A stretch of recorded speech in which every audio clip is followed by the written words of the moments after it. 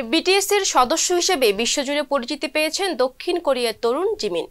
ব্যান্ডটির সঙ্গে এক দশকের পথ চলায় প্রথমবার তার প্রথম একক অ্যালবাম ফেস প্রকাশের পর সেটি কিনতে হুমড়ি খেয়ে পড়ছেন শ্রোতারা। প্রকাশের 24 ঘন্টার মধ্যে দক্ষিণ কোরিয়ায় 10 লাখ কপি বিক্রির মাইলফলক ছুঁয়েছে অ্যালবামটি। Sanjida সম্বার, desk report.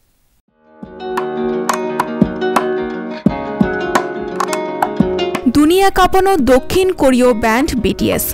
গান ও গানের বাইরে সবসময় ব্যান্ডটি থাকে তুমুল আলোচনায়। ব্যান্ড সদস্যরা তাদের সলো ক্যারিয়ারও ব্যাপক সফল। এরই উদাহরণ হিসেবে ব্যান্ডের গায়ক জিমিনের প্রথম সলো অ্যালবাম ফেসের প্রসঙ্গ তোলা যায়। শুক্রবার এই অ্যালবাম মুক্তি পাওয়ার পর 24 ঘন্টার ভেতর তা বিক্রি হয়েছে 10 লাখ কপি। দক্ষিণ কোরীয় অডিও ইন্ডাস্ট্রিতে যা গ্রাহ্য হচ্ছে এক অভাবনীয় রেকর্ড হিসেবে।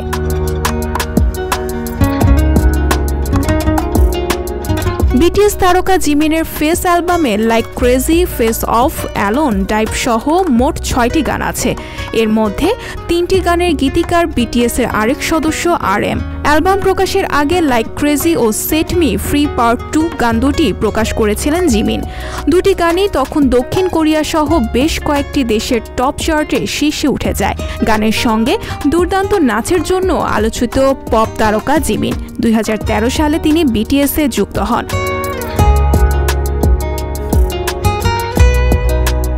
বিটিএস ব্যান্ডের সদস্যরা এখন সলো ক্যারিয়ারে মনোযোগী হচ্ছেন।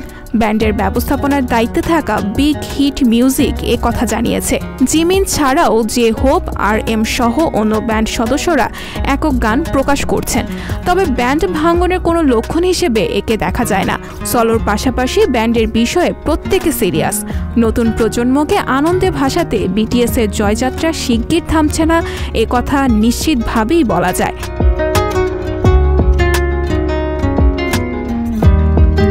সঞ্জিদা শম্পা, সংবাদ প্রকাশ।